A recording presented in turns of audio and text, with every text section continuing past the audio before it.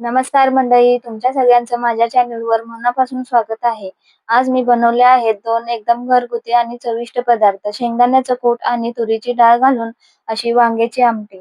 आजच्या व्हिडिओमध्ये सगळ्यात आधी आपण बनवूया शेंगदाण्याचं कूट, त्यानंतर बनवणार आहोत वांग्याची आमटी. चला तर मग सुरुवात करूया शेंगदाण्याच्या कुटापासून. सगळ्यात आधी शेंगदाणे छान असे भाजून घ्यायचे आहेत. शेंगदाणे भाजताना ते जळणार, करपणार नाहीत याची काळजी घ्यायची आहे.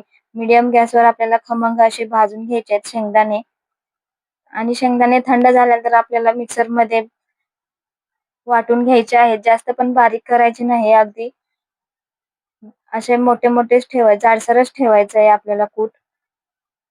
इथं आपले आता मी पातेल्यात पाणी घेतलंय, त्याच्यामध्ये आपल्याला तुरीची डाळ आपल्याला भिजत घालायची आहे. नंतर मी वांग्याचे काप करून घेतलेत, ते सुद्धा आपल्याला धुवून घ्यायचे आहेत. दोन्ही पण सगळं चांगलं आपल्याला धुवून घ्यायचं आहे. कुकरमध्ये आपलं एक पळी तेल घालायचं आहे. त्याच्यामध्ये जिरं, मोहरी, कांदा, कढीपत्ता टाकून आपल्याला चांगली फोडणी करून घ्यायची आहे. सगळे मसाले टाकून घ्यायचे. गरम मसाला वगैरे तुम्ही टाकत असाल तर तो पण घालून घ्यायचा. मस्त अशी आपली मीठ घालून घ्यायचंय, लगेच कांदा भाजतो. नंतर आपल्याला चटणी टाकायची आहे. चटणी टाकून पण एकजीव असं हलवायचंय चांगलं. सगळे आपले मसाले टाकून घेतलेत बघा. आता एकजीव असं हलवून घ्यायचं आहे. वांग्याला सगळा मसाला लावून घ्यायचा आहे. त्याच्यामध्ये नंतर आपल्याला 2 ग्लास पाणी ओतून घ्यायचे आहे. इथे बघा मी तुरीची डाळ आणि वांगी धुवून घेतलेली आहेत, ते पण आपल्याला ओतून घ्यायचे आहे याच्यामध्ये. आता मस्त हे एकजीव असं हलवून घ्यायचं. त्याच्यानंतर 2 ग्लास पाणी ओतून घ्यायचंय.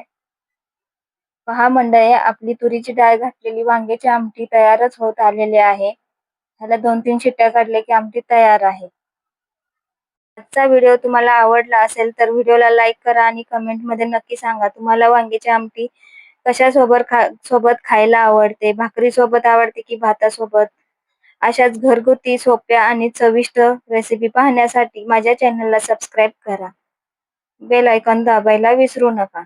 आता मी ह्या वांग्याच्या आमटीत घालण्यासाठी इथं कूट तयार करून घेणार आहे.